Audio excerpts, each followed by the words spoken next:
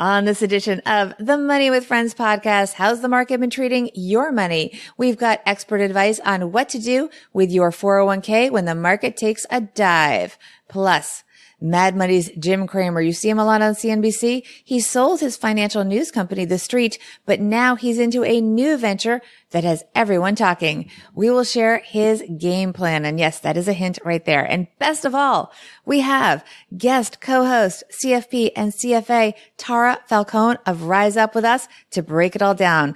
That and so much more coming up on this edition of Money with Friends.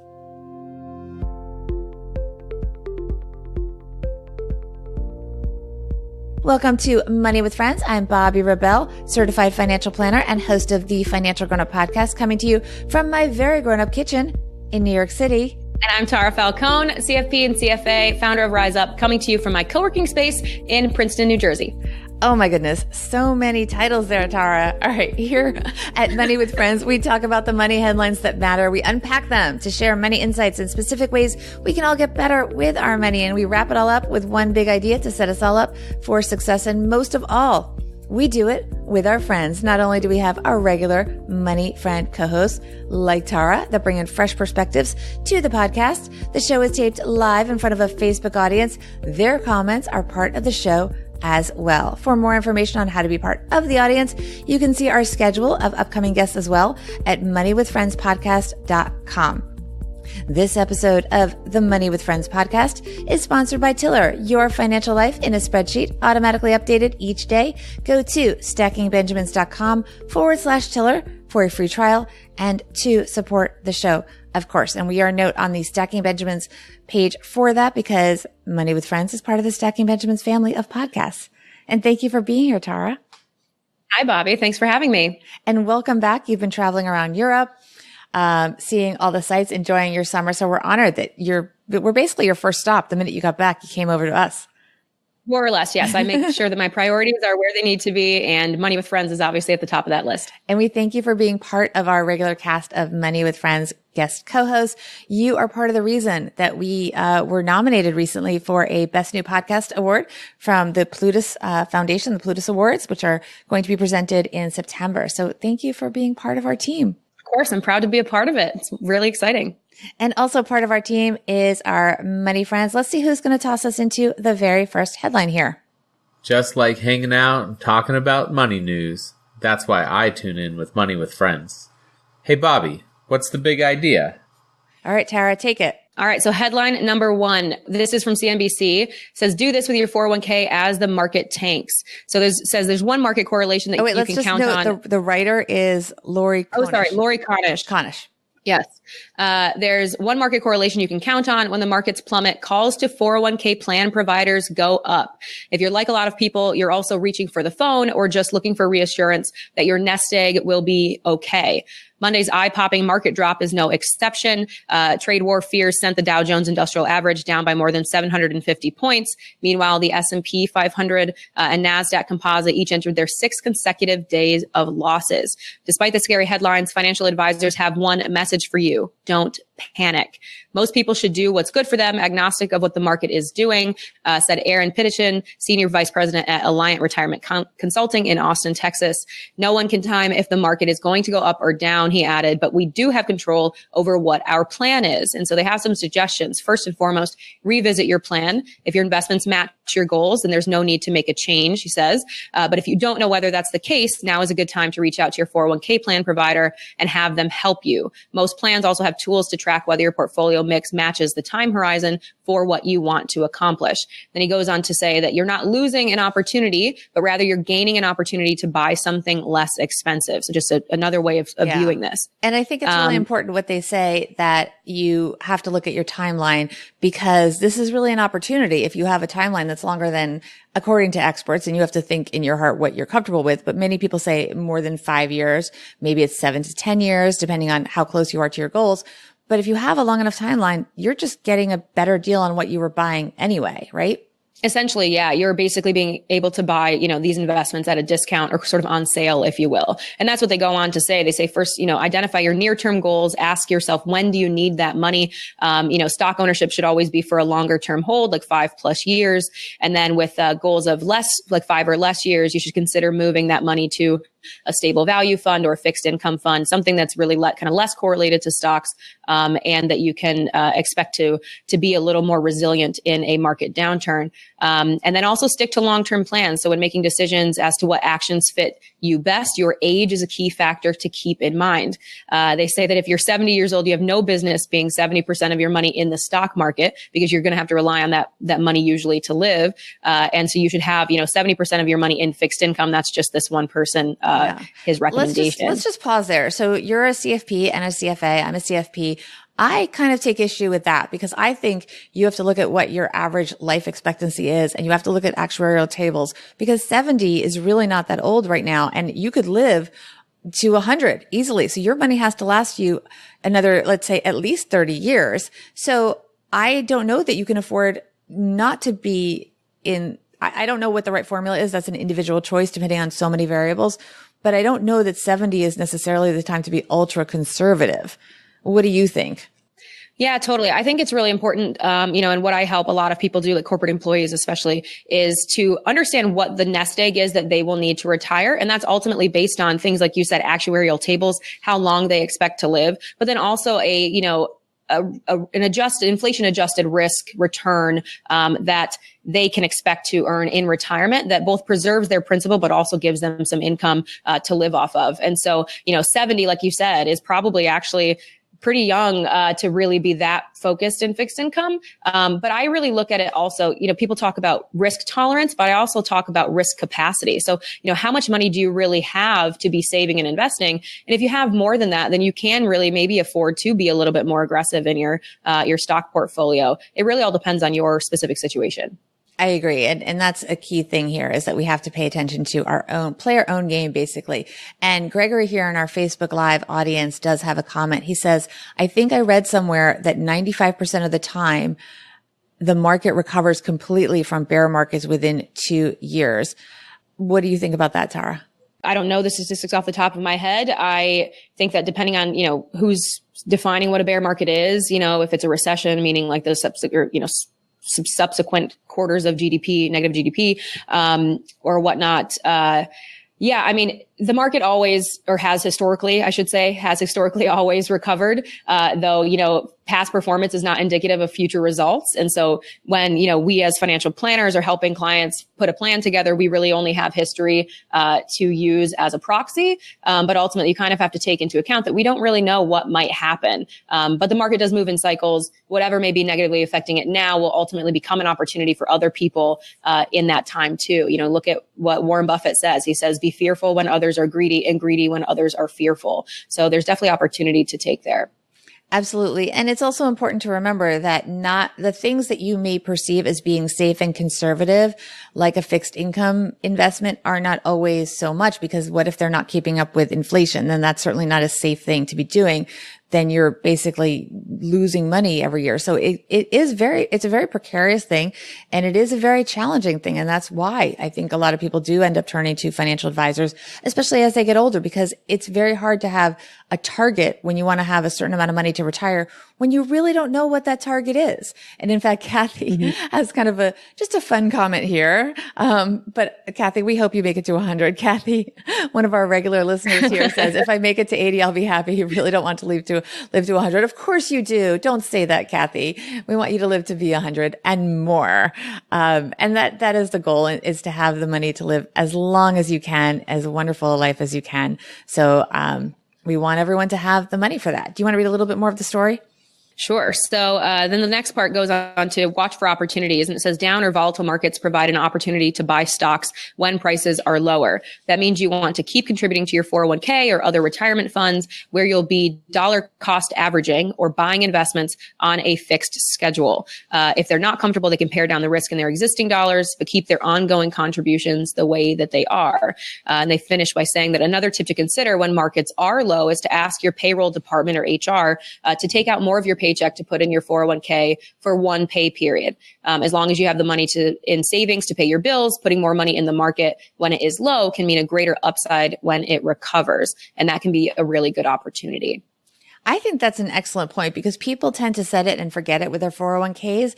And there's a lot of ways that you maybe can be a little bit more proactive. For example, you can, and this is kind of a hybrid from set it and forget it. Most plans now have something where you can designate that every year or every certain time period, but every year would be the most common.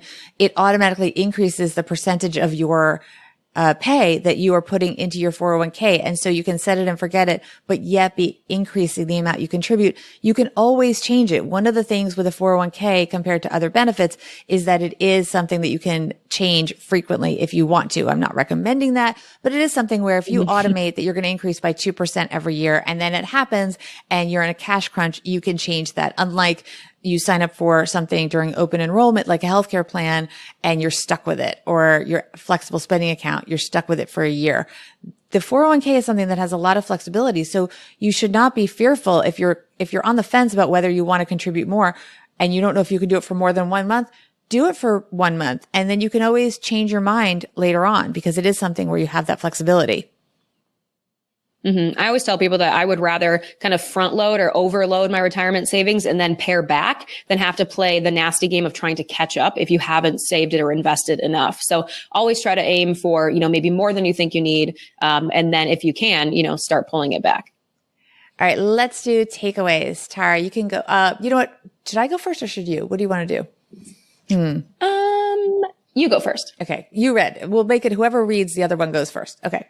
Perfect. My takeaway is if the goal is to buy low and sell high, this can be a great opportunity. And mine is that you must have a plan because that's what gives you peace of mind in these situations. Well said. I like that a lot. And keeping that in mind consistently, I think, is a good roadmap for many investors to really be focused on your goals. Totally. Because if you know that, your plan is based on an average return, not whatever's happening this year or this month or this week. It's an average, a smooth average. Then you know that this is just sort of, the down portion of that average. And eventually there will be an up portion that will get you to that average return that you need. Exactly. It's all about long term and having the time to smooth out the bumps and the irregularities and the volatility of the market. Let's talk about this headline. It is from the New York Post, and unfortunately, I've cut off the name of the writer, but it is. Do you have it? Yes, it's Keith J. Kelly. Keith J. Kelly. Okay, Keith Kelly, very well-known writer, actually, here in New York. Mad Money host Jim Cramer to launch NFL fantasy subscription service. The Maven completed its $16.8 million acquisition of financial news service, The Street. And Mad Money host, Mad Money, everybody, if you don't know, is on CNBC. Jim Cramer has inked a new 3-year production deal that will include a new NFL fantasy football subscription service. As part of the deal, Cramer, CNBC host, co-founder of The Street, and a longtime Philadelphia Eagles fan, will run his own production company called Cramer Digital. He will continue to have editorial control over his own generated subscription offerings, which include Action Alerts Plus and Real Money, but which will now be marketed via Maven's site.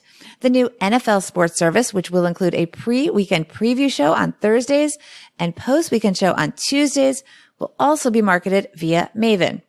Publicly traded small cap company Maven started out as an ad and tech platform for small indie publishers, but has branched into providing sports and financial content with its recent acquisitions. Its stock closed at 70. Well, we don't need that number. It's probably changed by now, but it's not a super expensive stock. It was at 76 cents, up 5.6%. But that was a few days ago. I am bullish about the opportunity to expand Cramer's digital offerings and reach with the Maven in the years ahead, said Cramer in a statement. Separately, Maven has an agreement to manage Sports Illustrated media properties for licensing behemoth Authentic Brands, which purchased SI from Meredith for $110 million earlier this year. The Maven prepaid $45 million to Authentic Brands for the rights to the SI media operation under a 10-year deal. So this is now goes on about the cross-marketing and the synergies in the deal.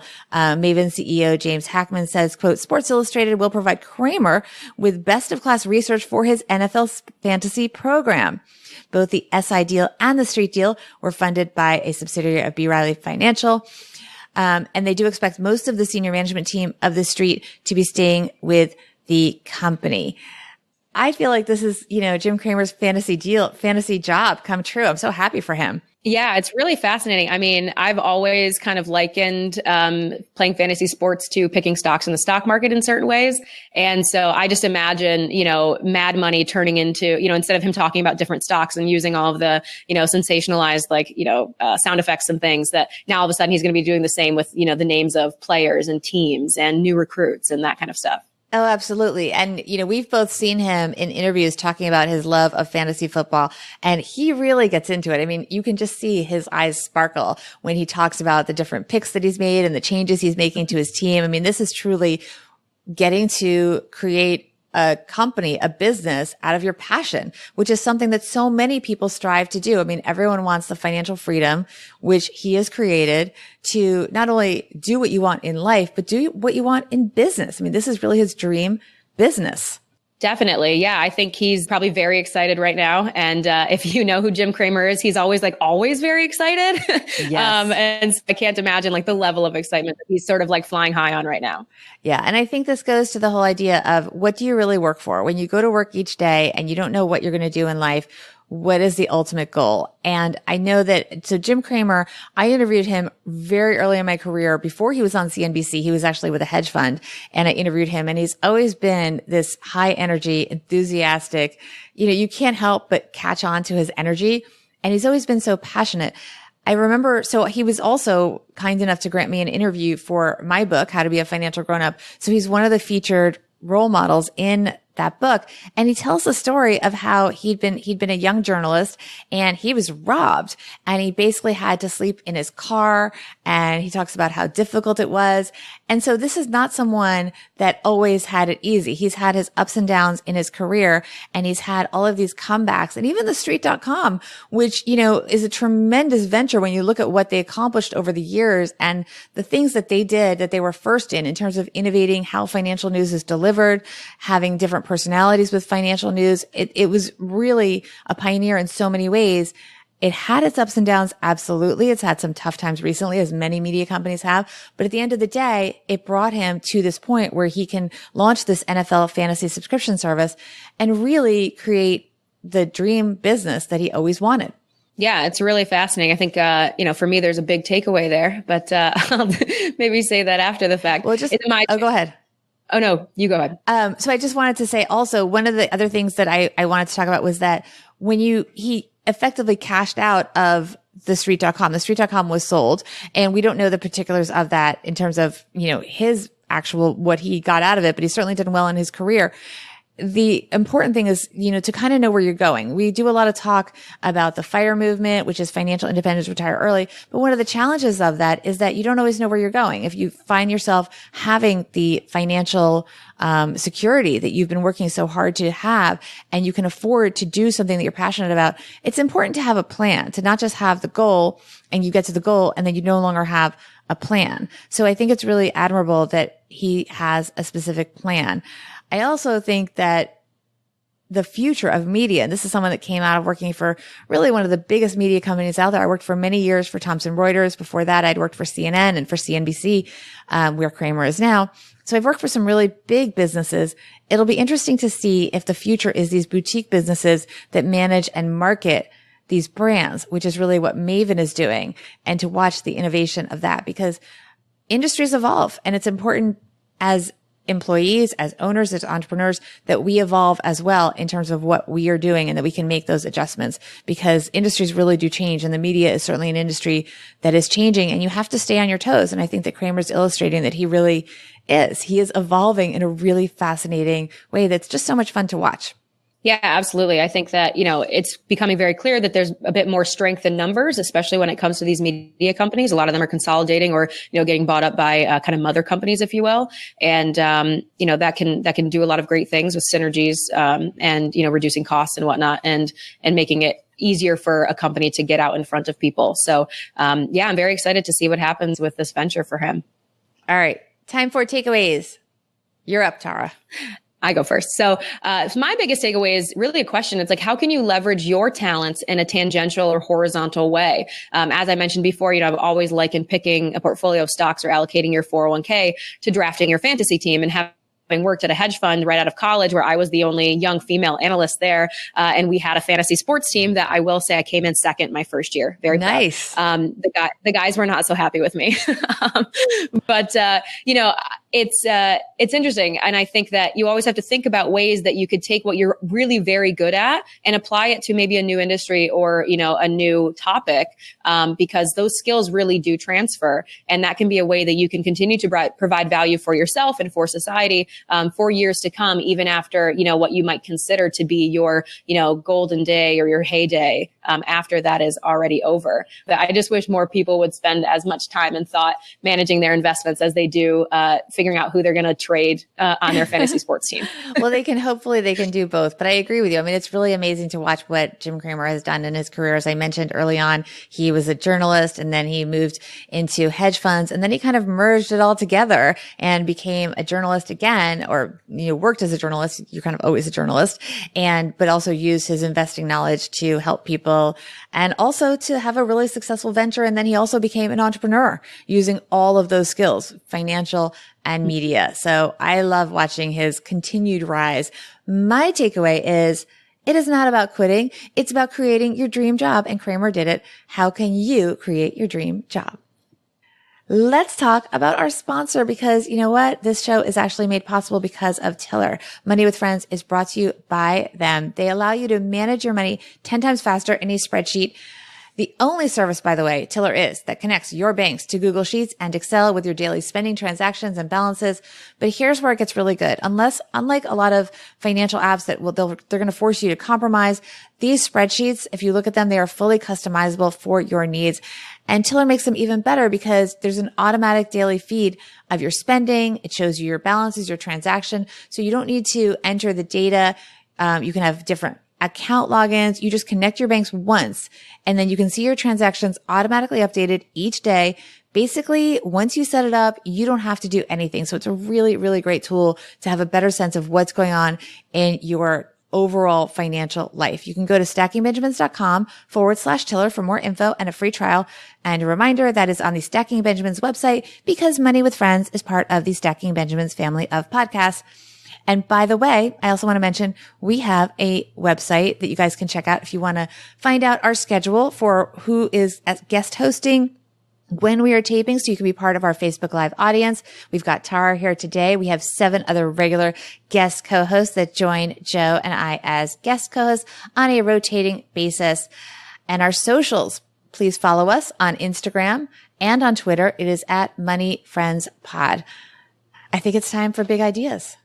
Okay. My big idea is to ultimately have big long-term dreams and be focused on the long term, but understand that the road that you may take to reach them may not be clear all the time. And so, this is something that I sort of big picture idea that I was thinking about while traveling, is that, I know where I want to get to, decades down the road where I want to be. But sometimes the path that I'm on seems very unclear. Do I continue doing this? Do I pivot to here? Do I do this? And I think that applies to both, how we view our investments and how we're saving and planning for things like retirement. But it also does apply to our careers. And I think you see that in Jim Cramer. Bobbi, you and I were watching that little snippet of him, I think back in 2015, where he was talking, so enthusiastically about how much he loves fantasy football and, how into it he is. And he's always changing his players and looking at, who's injured and who's whatever. I think that it's just very clear that back then the writing was kind of on the wall that eventually he would be doing something sort of in the same vein as how he talks about stocks, but now doing it about fantasy football and fantasy players. And so, just kind of have that trust in the universe that, something, whatever you believe in, something is guiding you to your ultimate destination. And that even though it might be rocky and there may be ups and downs along the way, that you will get there. I love that. That's so well said. I feel truly inspired as we tape this. New motivation. Thanks. That was so good. I don't know if mine is quite as good, but that was really profound, Tara. Well, I try to be very profound in these big ideas. Yes. Thank you, Bob. You have achieved that goal. Here we go. All right. This is all about playing the long game and not getting distracted by the speed bumps along the way. Just look at Cramer. He's done so many things in his life, but you can do a quick search and see interviews with him so happy talking about the fantasy football that he adores. And now he's getting to do that as a business, but he's done a lot of other stuff along the way. Same thing with your retirement savings. Keep an eye on the long-term goal. If the market goes down, think, where will it likely be when I retire in however many years? Experts in the piece talk about a 5-year horizon maybe, but whatever your timeline is that you give yourself, is it long enough that the answer is stocks will be higher? For the vast majority of us, that is true. So this could be a great time to be considering buying in at lower prices if the opportunity presents itself. Play the long game. I like that too, Bobbi. We're very similar, just maybe different end angles there. They were very similar, but I think that, we both are very, supportive of the idea that you should definitely be investing with, even though, I mean, I know that some of our Facebook audience maybe don't want to live forever, but the fact is we are living in a society where for all the wonderful changes that we've had in our healthcare, medical, nutrition, other factors, we are living longer and we have to embrace that in a good way. It is a good thing, but also it presents challenges and it presents opportunities that we can achieve a lot of the goals that we want to achieve if we plan along the way, but also it's okay to be a little whimsical. I mean, the truth is, I don't know if Jim Cramer as a kid really thought he would own a fantasy football league, but here he is, living the dream. Doing what he wants to do because He earned it. Yeah. And I think, once you get to that level of success where you've said, okay, well, I've checked off all these boxes that I had for myself. Now what do I want to do? Maybe purely for fun. Like, what do I want to wake up every day just so excited to do? And it seems like Jim Cramer's there. And, I applaud all the hard work that he's done and accomplished to get him to this point.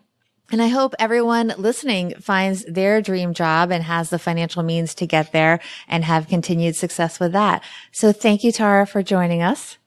Thank you as always for having me, Bobbi. All right. Bye, everyone.